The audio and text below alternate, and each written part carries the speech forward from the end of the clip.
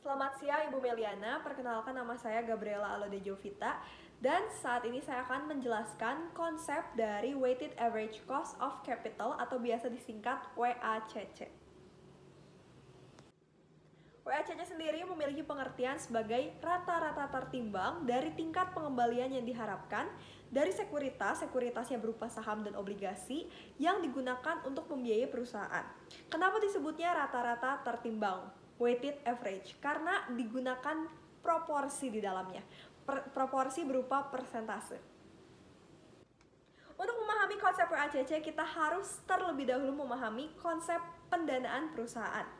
Pendanaan perusahaan terdiri atas dua komponen, ekuitas dan liabilitas.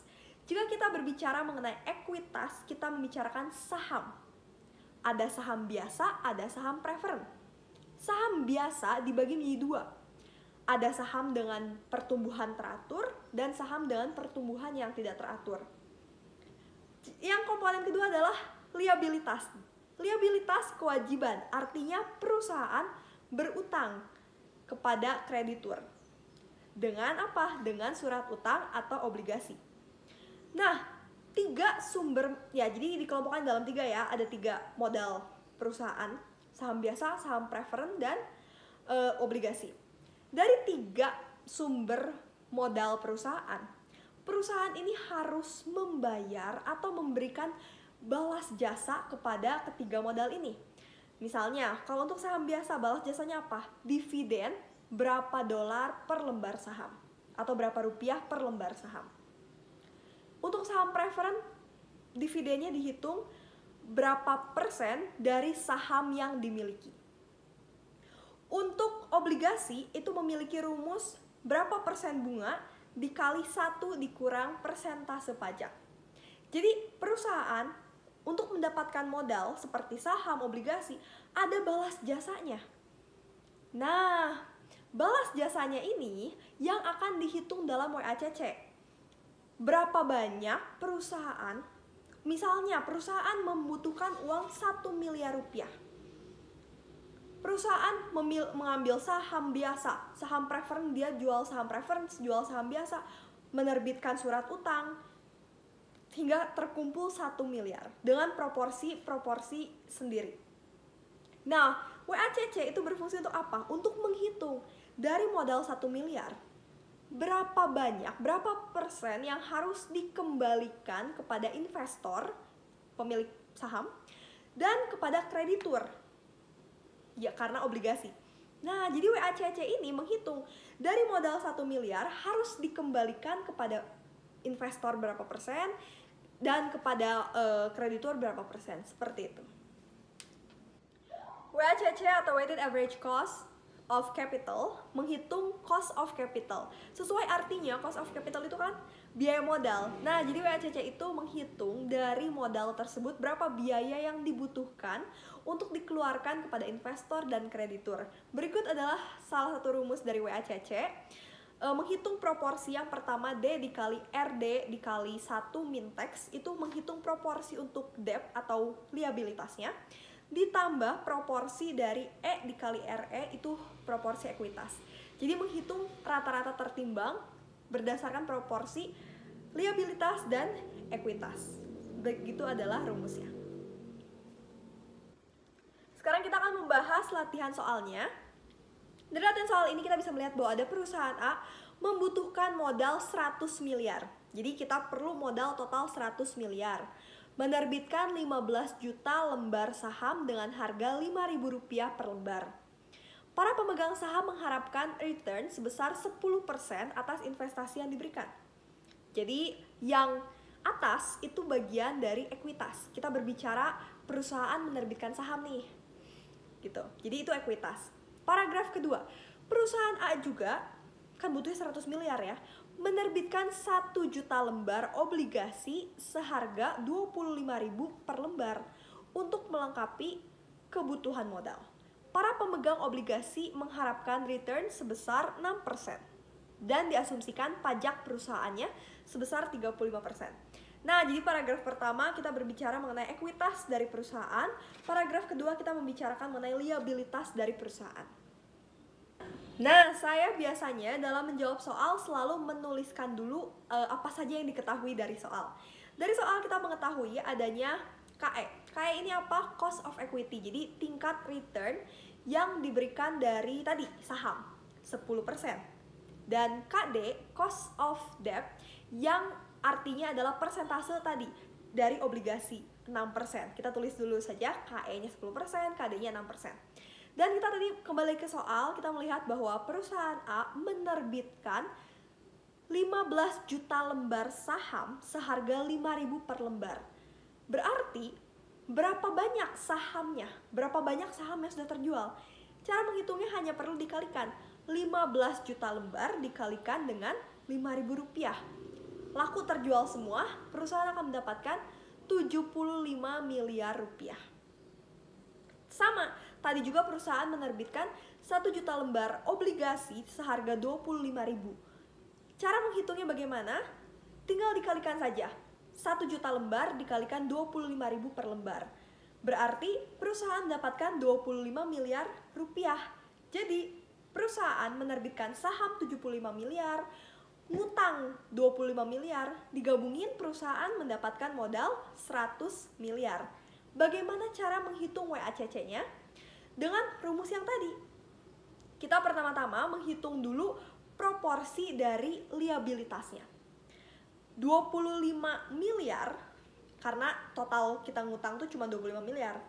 Per 100 miliar, 100 miliar itu adalah keseluruhan modal, dikalikan berapa? 6%. Dan sesuai rumusnya, dikali 1 min tax, berarti dikali 1 min 0,35. 35 itu apa? 35% adalah pajak perusahaan. Jadi 1 dikurangi pajak perusahaan. 1 dikurangi 0,35. Ditambah proporsi equity, yaitu 75 miliar, karena kan kita menerbitkan saham dapatnya 75 miliar.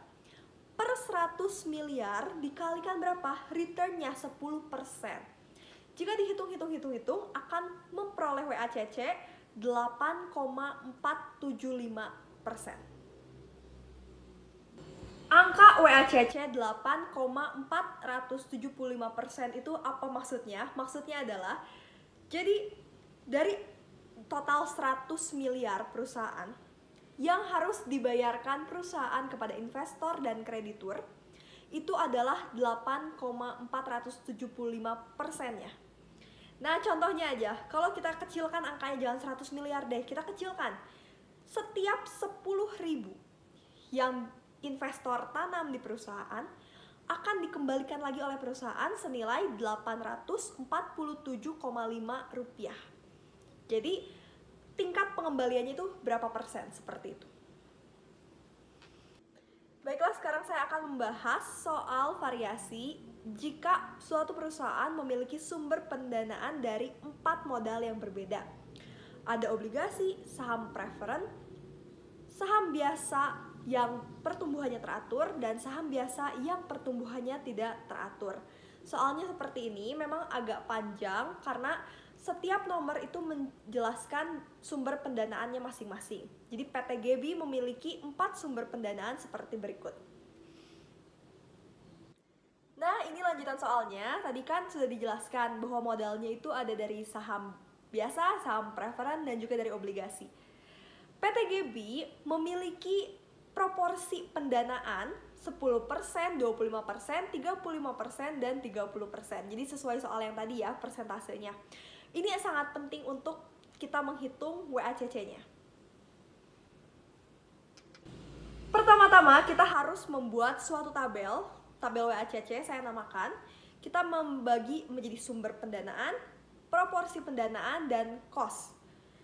Sumber pendanaannya jadi obligasi, sesuai soal 10%, saham preferensi 25%, saham biasa jenis A 35%, dan saham biasa jenis B 30%. Untuk cost-nya itu yang harus kita hitung.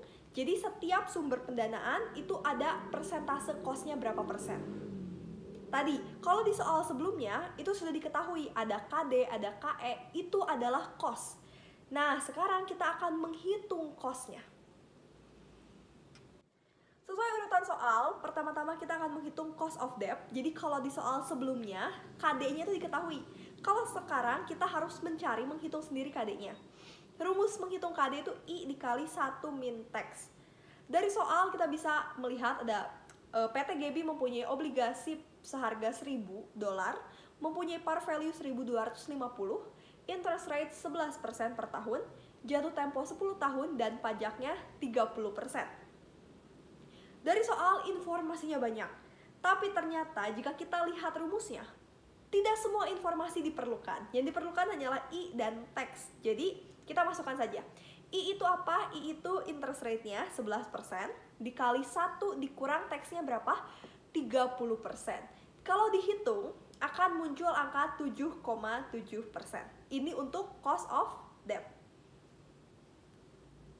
Berikutnya, kita menghitung cost of preference share, di mana kita akan menghitung cost dari saham preference dengan rumus KP sama dengan DP per NP. Dari soal kita mengetahui bahwa saham preference memiliki nilai nominal $150 per lembar, biaya penerbitan dan penjualannya $12, dan dividen tahunannya 15%. Kita langsung masukkan saja ke rumus. DP-nya itu apa? DP-nya itu adalah dividen tahunan 15% dikali dengan nominal dari saham preference per nilai nominal saham preference dikurangi dengan biaya penerbitan dan penjualan saham. Nanti hasilnya dikalikan dengan 100%. Akan diperoleh 16,30%. Ini untuk cost saham preference-nya. Yang ketiga, kita akan menghitung cost of common stock A, di mana kita akan menghitung cost dari saham biasa jenis A.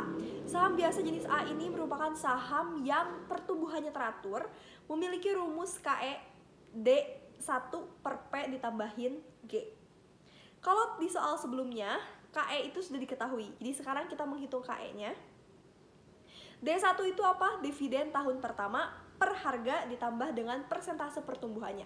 Dari soal kita mengetahui saham biasa jenis A dividennya $1,5 per lembar dan growth-nya diperkirakan 10% per tahun. Harga saham sekarang adalah $22 per lembar. Bagaimana cara menghitungnya? Untuk menghitung D1-nya kita 110%, itu dapat dari mana? 100% ditambah dengan 10% per tahun. Jadi 110%. 110% dikalikan dengan 1,5. 1,5 itu merupakan dividennya per lembar. Dibagi dengan harga saham sekarang 22. Jadi dibagi dengan 22. Ditambah persentase growth-nya tadi 10%. Jika dihitung, hasilnya akan menjadi 17,5%. Itu untuk saham biasa jenis A. Dan sumber pendanaan yang terakhir adalah cost of common stock B, di mana kita menghitung cost saham biasa jenis B. Jenis B ini adalah saham biasa yang pertumbuhannya tidak teratur. Rumusnya KE sama dengan D0 per P0 dikalikan dengan N dikali G1 kurang G2 ditambah 1 ditambah G2 dan ditambahkan G2 di akhir. Seperti itu rumusnya. Kita langsung baca saja soalnya. Saham biasa jenis B dengan harga pasar saham $125 per lembar, saham akan tumbuh selama 3 tahun 30%, setelah itu 20% per tahun. Dividen tahun lalu yang dibayarkan adalah $11 per lembar. Nah, jadi kita harus bisa melihat bahwa cuma 3 tahun 30%, habis itu 20%. Jadi ada perubahan tingkat pertumbuhan saham. Makanya ini dibedakan dari saham biasa yang sebelumnya. Kita langsung saja masukkan ke rumusnya. D0 per P0 itu artinya adalah tahun ke-0. Jadi atau tahun lalu, karena tahun yang sedang berjalan. Jadi 11, karena kan itu di soal ada di paling bawah. Dividen tahun lalu yang dibayarkan adalah 11. Jadi 11 dividen per 125 itu adalah harga pasar saham. Harga pasar saham. Jadi 11 per 125 dalam buka kurung 3 itu 3 tahun, karena kan 3 tahun growth-nya sama. 3 G1 dikurang G2. Pertama disebutin growth-nya berapa?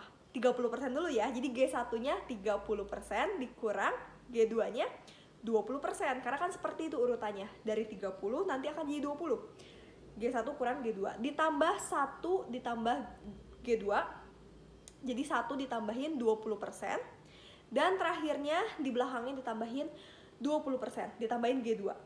Jadi kalau dihitung-hitung hasilnya adalah 33,2%.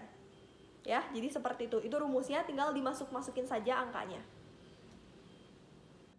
Nah, sekarang kita akan kembali kepada tabel yang tadi dikosongkan. Kita sudah menghitung 4 cost dengan 4 sumber pendanaan yang berbeda, jadi kita bisa mengisinya ke dalam tabel. Tadi kan kita sudah mencari ya masing-masing costnya. Untuk obligasi 7,7%, saham preferred 16,3%, saham biasa jenis A 17,5%, dan saham biasa jenis B 33,2%. Bagaimana menghitung WACC? Weighted average, berarti tertimbang. Kita harus menghitung sesuai proporsinya, karena kan tadi pendanaannya itu ada yang 10%, ada yang 25%. Kita menghitung proporsinya nih. Caranya tuh gampang banget. WACC-nya hanya perlu proporsi pendanaan dikali dengan cost-nya. Obligasi, jadi yang obligasi 10% dikali 7,7%, ditambah yang saham preferred 25% dikali 16,3%, ditambah yang saham biasa jenis A 35% dikali 17,5%, ditambah saham biasa jenis B 30% dikali 33,2%, dijumlahkan jadilah WACC. WACC-nya 20,93%. Jadi, dari PT GB yang memiliki 4 sumber pendanaan harus dikembalikan kepada investor dan kreditur sebesar 20,93%. WACC merupakan metode perhitungan yang penting untuk dihitung dalam perusahaan karena WACC ini bisa menunjukkan secara real biaya modal perusahaan. Jika perusahaan ingin memperoleh modal berapa miliar pun, perusahaan akan tahu berapa banyak juga yang harus dikeluarkan untuk memberikan balas jasa berupa dividen dan pembayaran bunga utang. Yang kedua, WACC dan risiko perusahaan memiliki hubungan yang linear. Artinya, semakin tinggi WACC, semakin tinggi resiko perusahaan. Semakin tinggi modal perusahaan, WACC-nya akan semakin tinggi, dan semakin tinggi juga kewajiban perusahaan untuk membayar kepada investor dan kreditur. Jadi misalnya WACC-nya 20%, artinya perusahaan memiliki kewajiban mengembalikan sebesar 20%. Kalau WACC-nya hanya 15%, berarti kewajiban perusahaan juga hanya 15% kepada investor dan kreditur. Itu maksudnya.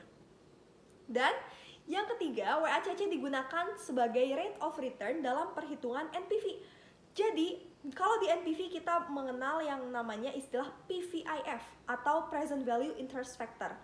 Itu diperolehnya dari mana angka PVIF ini? Diperolehnya dari angka WACC. WACC kan berupa persen.